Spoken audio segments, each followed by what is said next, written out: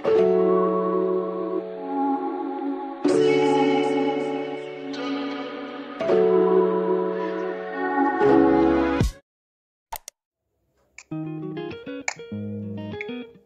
mari kita berdoa sebelum kita sharing firman Tuhan.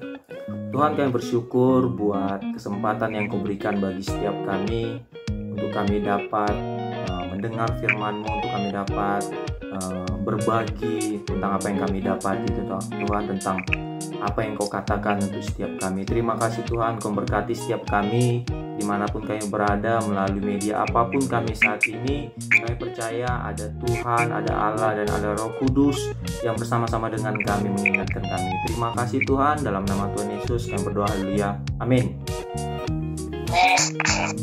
Shalom. Kemarin hari Sabtu saya dikasih kesempatan untuk sharing firman Tuhan gitu ya.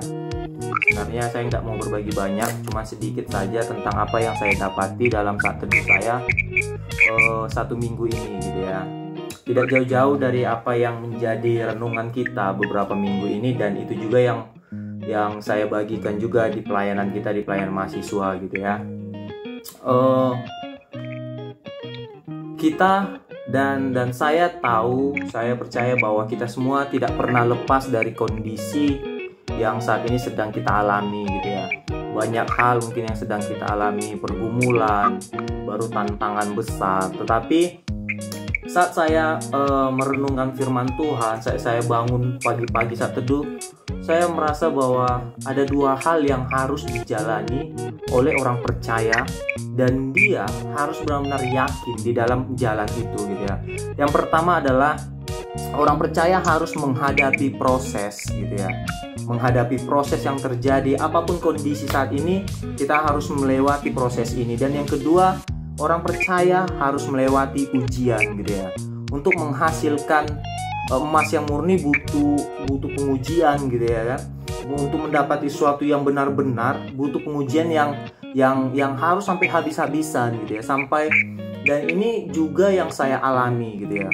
Beberapa hal yang menjadi pergumulan saya, beberapa hal yang menjadi permasalahan saya, dan Tuhan tolong gitu. Dan hari ini saya mau sharing tentang apa yang saya dapati beberapa hari yang lalu. Bahkan satu minggu ini kebenaran ini terus saya gali lagi gitu ya. Dan saya belajar dari kebenaran firman ini bahwa ada janji Tuhan yang mereka dapati, tetapi itu tidak gampang untuk mereka lalui.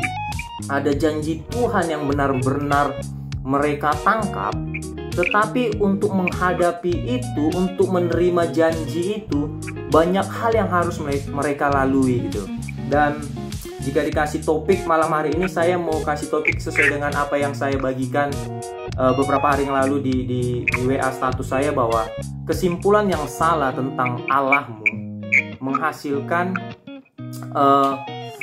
keputusan-keputusan yang salah juga gitu ya. Kenapa saya bilang begitu? Saya akan coba baca dari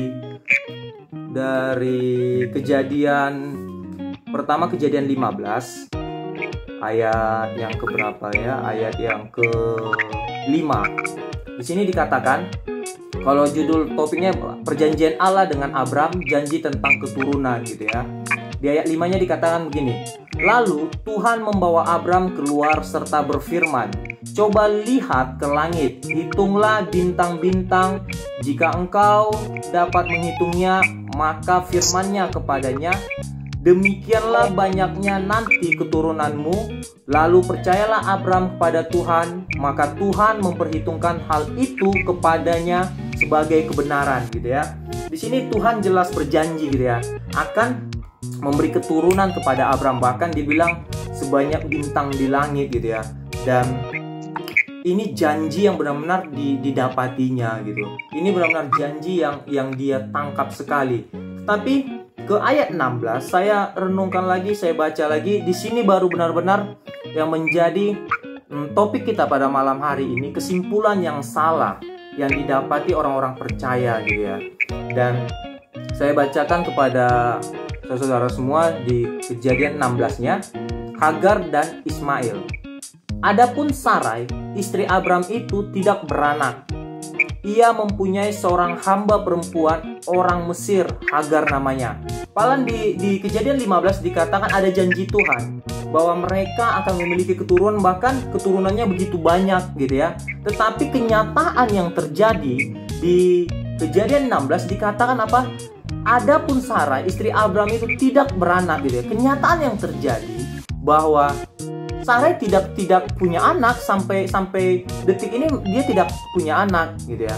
Di ayat 2-nya dikatakan, berkatalah Sarai kepada Abram, engkau tahu Tuhan tidak memberi aku melahirkan anak.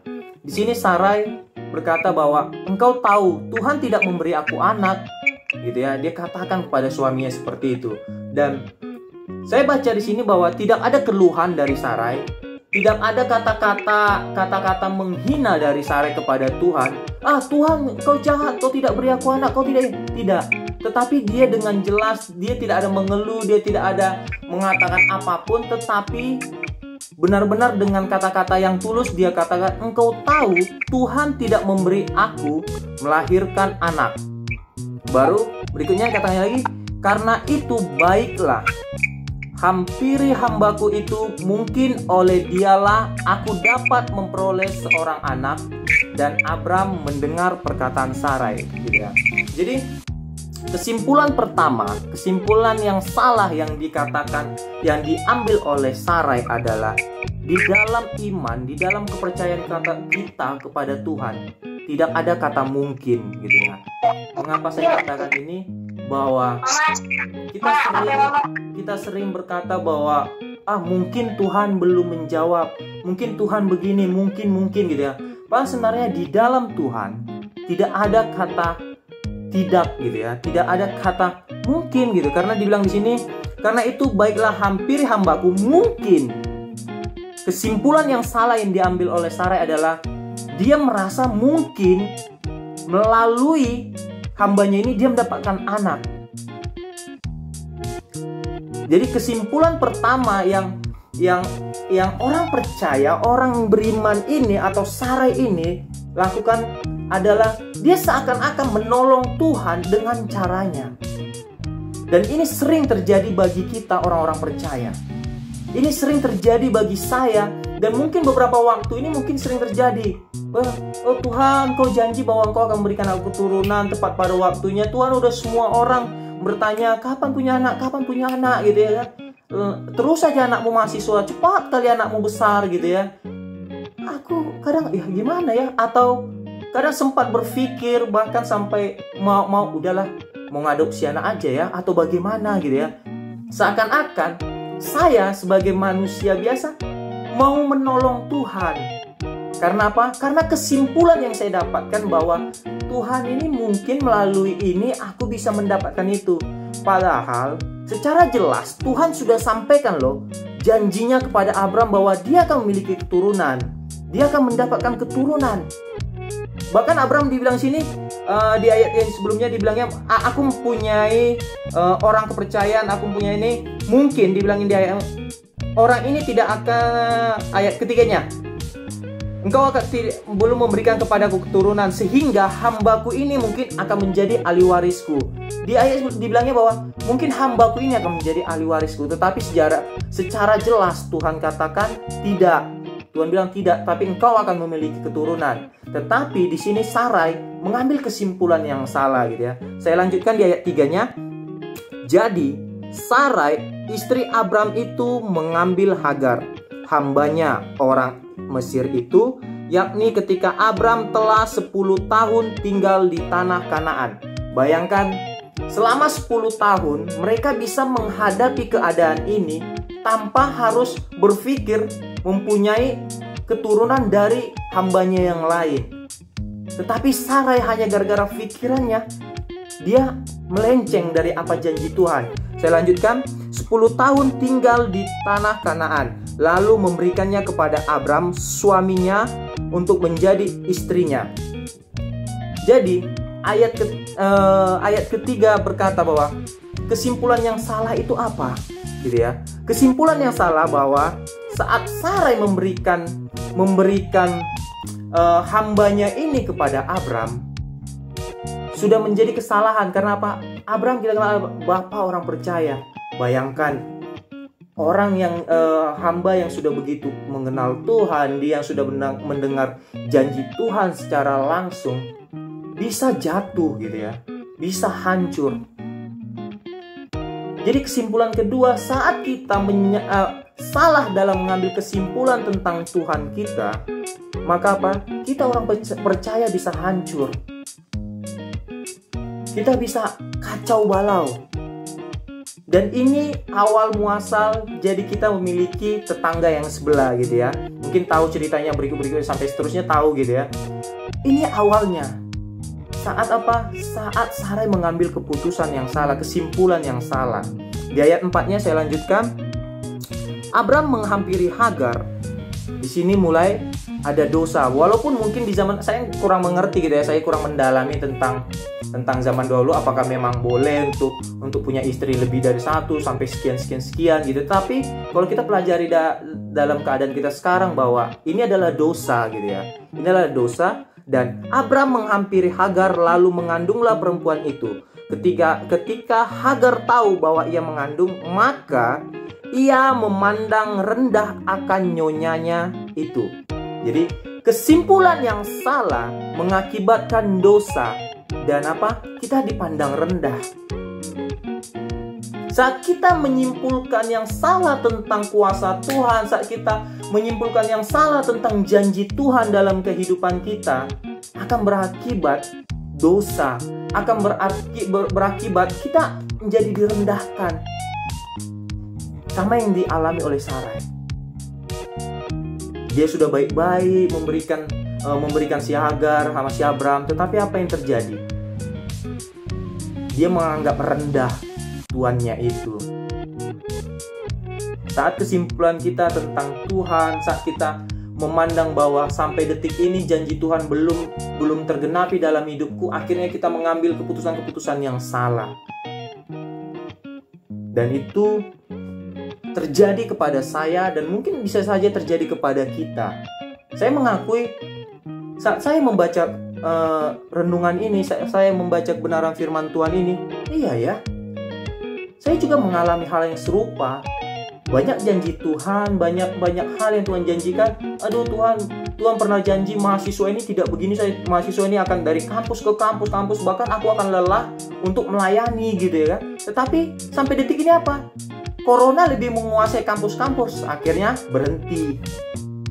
Dan tidak ngerti bagaimana lagi caranya. Udah betul-betul berdoa, Tuhan bagaimana cara pelayanan kami menjangkau, bagaimana nggak tahu.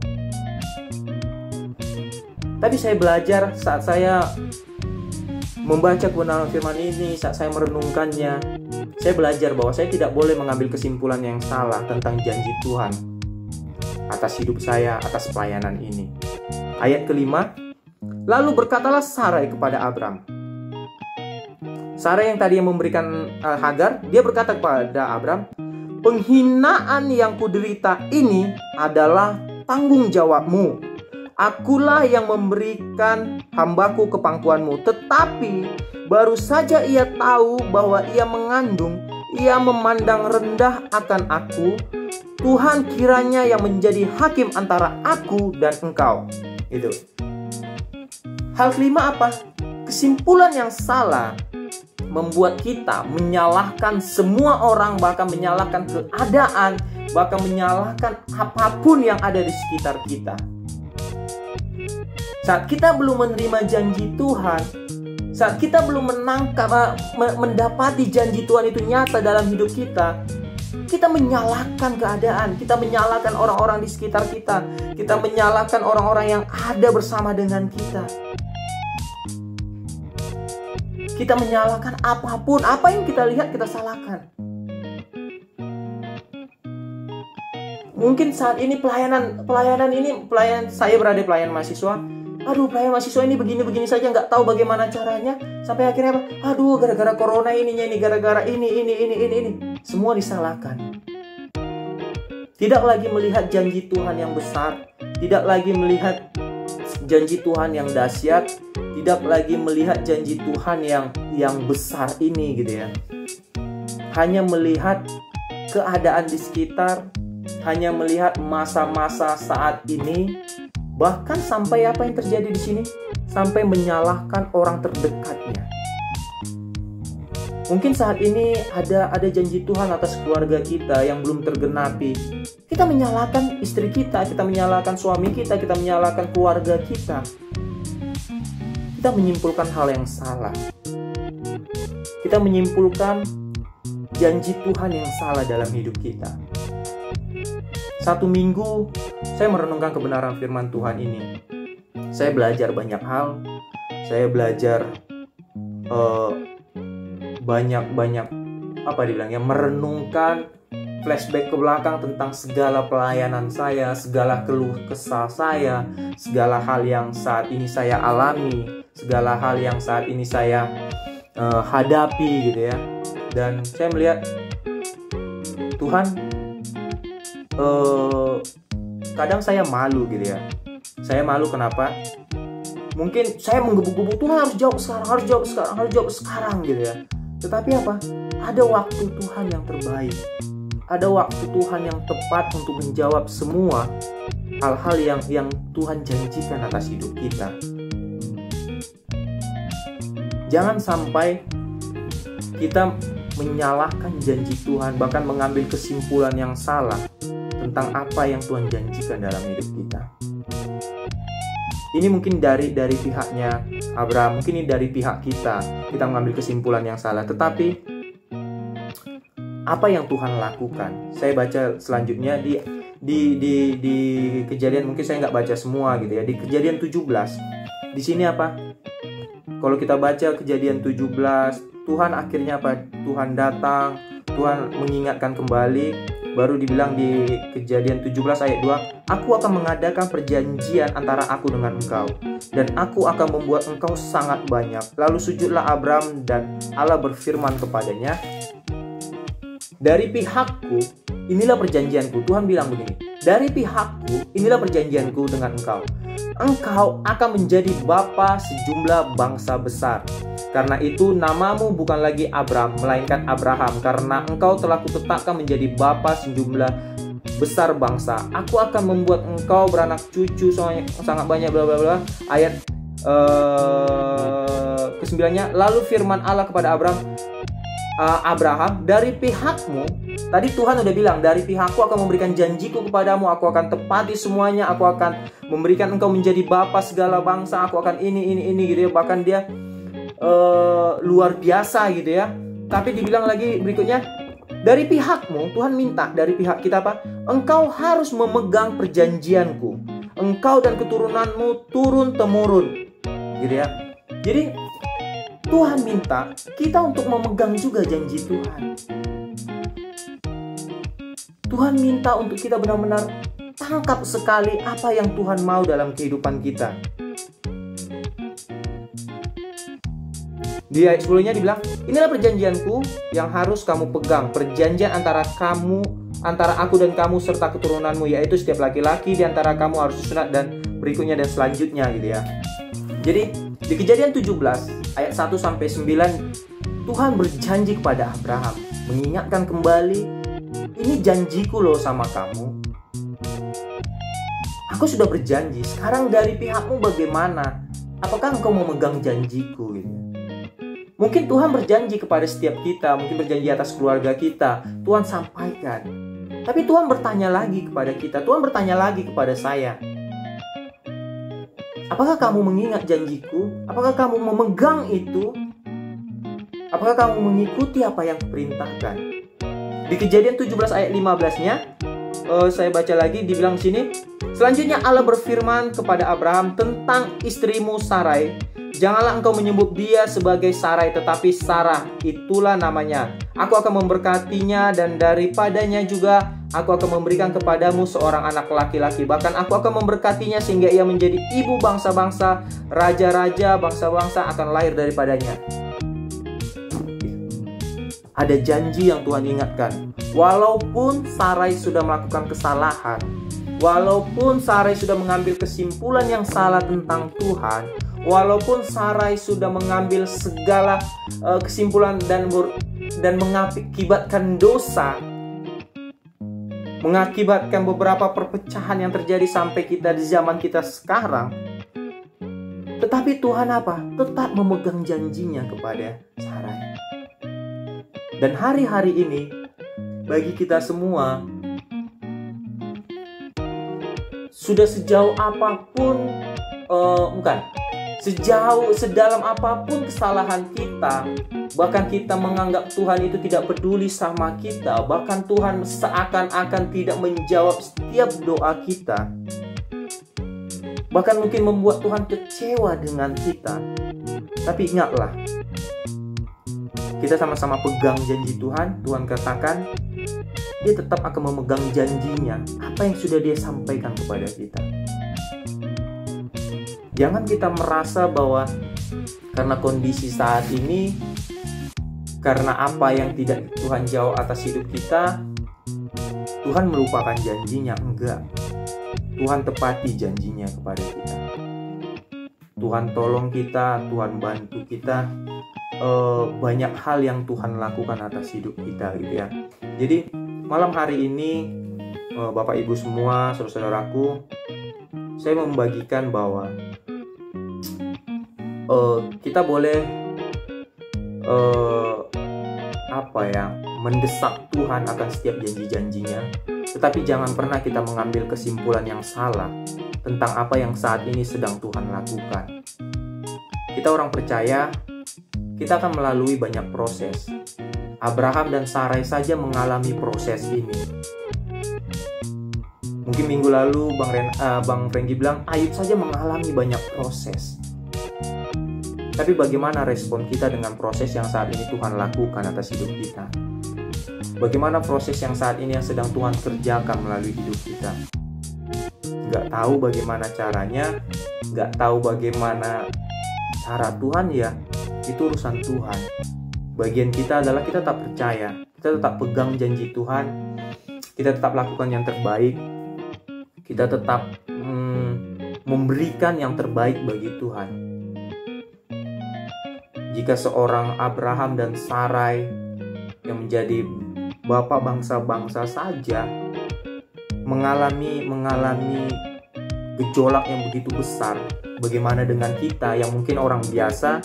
Mungkin saya seorang Leo yang bukan siapa-siapa, yang mungkin tidak mengenal terlalu dalam, tidak terlalu bagaimana sekali tentang kebenaran firman Tuhan. Apalagi saya, mungkin keluhan jauh lebih banyak. Tetapi saat saya belajar kebenaran firman Tuhan ini, saya mengalami perubahan dan saya mau belajar untuk Tuhan, saya nggak mau lagi mengambil kesimpulan salah tentang Engkau. Aku tahu, aku kenal. Bahkan saya diingatkan kembali, hari Sabtu kemarin saya diingatkan kembali tentang rema yang saya dapatkan, tentang kebenaran firman yang saya dapatkan minggu lalu, bahwa kebersamaanmu setiap saat, kebersamaanmu dengan Tuhan tidak menjamin engkau akan mendapati banyak mukjizat itu. Saya jelas mendapatkan itu gitu ya. Tetapi pengenalanmu, ketundukanmu kepada Tuhan, itu akan membawa mukjizat demi mukjizat terjadi atas hidup kita. Untuk apa kita hanya bersama dengan Tuhan, kita melayani, oke, melayani kesana kemari, luar biasa nampaknya, tetapi kita tidak mengenal begitu dalam, kita tidak mengenal begitu intimnya dengan Tuhan. Saya benar-benar mendapati itu. Bahkan hari Sabtu kemarin diingatkan kembali bahwa tidak untuk apa ya, tidak harus sama seperti minggu lalu yang saya sampaikan juga kepada yang waktu kita sharing itu, bahwa murid-murid Tuhan Yesus waktu di kapal, waktu datang badai itu, mereka semua bergejolak, padahal mereka bersama dengan Tuhan. Mereka bahkan bilang, tidak tahukah engkau kita akan mati begini gitu ya. Gejolak itu terjadi, padahal mereka bersama dengan Tuhan. Tapi saat kita benar-benar mengenal Tuhan kita, saat kita benar-benar tahu persis bagaimana Tuhan kita, sama tahu benar Tuhan ini nggak akan mempermalukan saya, Tuhan ini tidak akan membuat saya sampai jatuh begitu dalam, kita akan mengalami banyak mukjizat. Sarai mungkin bersama dengan Tuhan, tetapi kondisi, tetapi keadaan di sekitarnya mempengaruhi imannya. Keadaan yang terjadi di sekitar kita mungkin mempengaruhi kita. Tapi adakah kita tetap percaya? Adakah kita tetap memegang teguh janji Tuhan? Adakah kita tetap memegang perkataan Tuhan dalam kehidupan kita? Mungkin itu yang saya bagikan malam hari ini buat kita semua, sharing firman Tuhan dalam satu saya satu minggu ini. Mungkin tidak bisa saya bagikan semua, tapi saya mau ngambil inti yang paling saya tangkap pada minggu ini di Kejadian 15, 16, dan 17 gitu ya. Benar-benar saya dapati hal seperti ini. Benar-benar saya dapati hal yang luar biasa, hal yang membuat saya kembali semangat, gairah kembali memandang betapa ajaib luar biasanya dahsyatnya Tuhan. Satu persatu, Tuhan tidak mempermalukan saya kepada orang lain, tetapi kadang saya jadi malu sendiri. Karena apa? Aduh ya, tadinya saya udah sempat meragukan Tuhan, tetapi Tuhan jawab, aduh Tuhan malu lah gitu, malu gitu ya kan. Tapi itulah caranya Tuhan gitu ya, uniknya Tuhan menolong kita, membantu kita.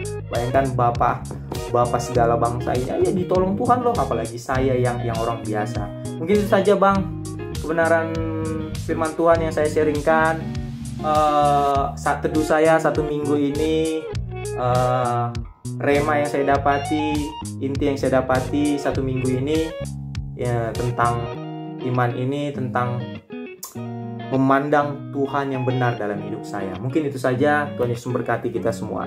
Shalom.